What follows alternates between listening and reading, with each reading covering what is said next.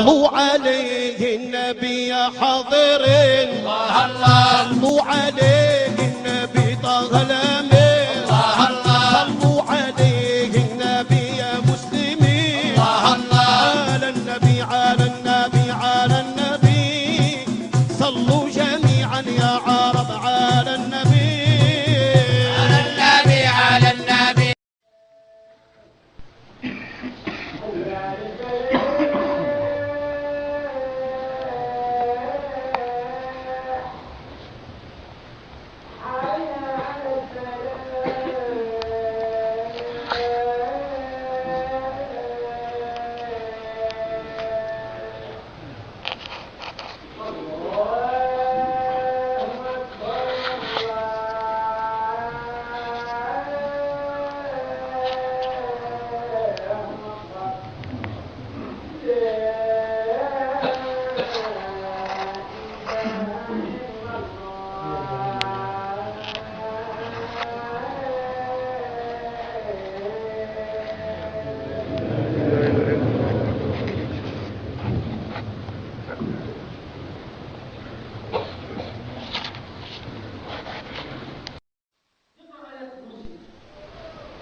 ثم بعد ذلك دعاء يذكره 7 مرات مثلا، اللهم اجرنا من النار، اللهم اجرنا من النار. ثم بعد ذلك هذا الدعاء بسم الله الذي لا يضر مع اسمه الارض شيء في الارض ولا في السماء، بحول الله وقوته في ذلك اليوم لا يشركه شيء. كذلك ايضا ان يقرا المعوذتين، قل اعوذ برب الفلق وقل اعوذ برب الناس.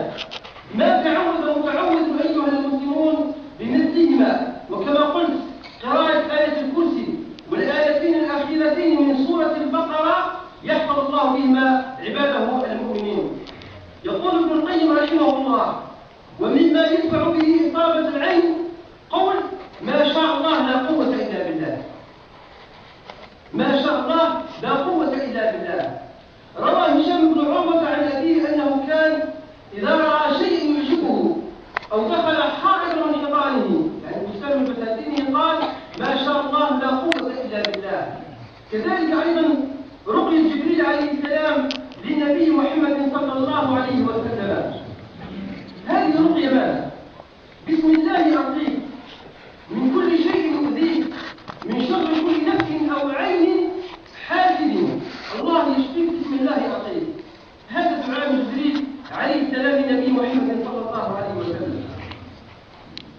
ولقد رخص الرسول صلى الله عليه وسلم بالرقية، وقال لأسماء بنت عميس رضي الله عنها: ما لي أرى أجسام بني أخي ضارعة، أين حيفا؟ قالت: ولكن العين تسرع إليهم. فقال: أرقيهم. فعرضت عليه فقال: أرقيهم. فقال: أرقيهم. ماذا قال لها؟ أقري المعوذتين، قل أعوذ برب الفلق وقل أعوذ برب الناس.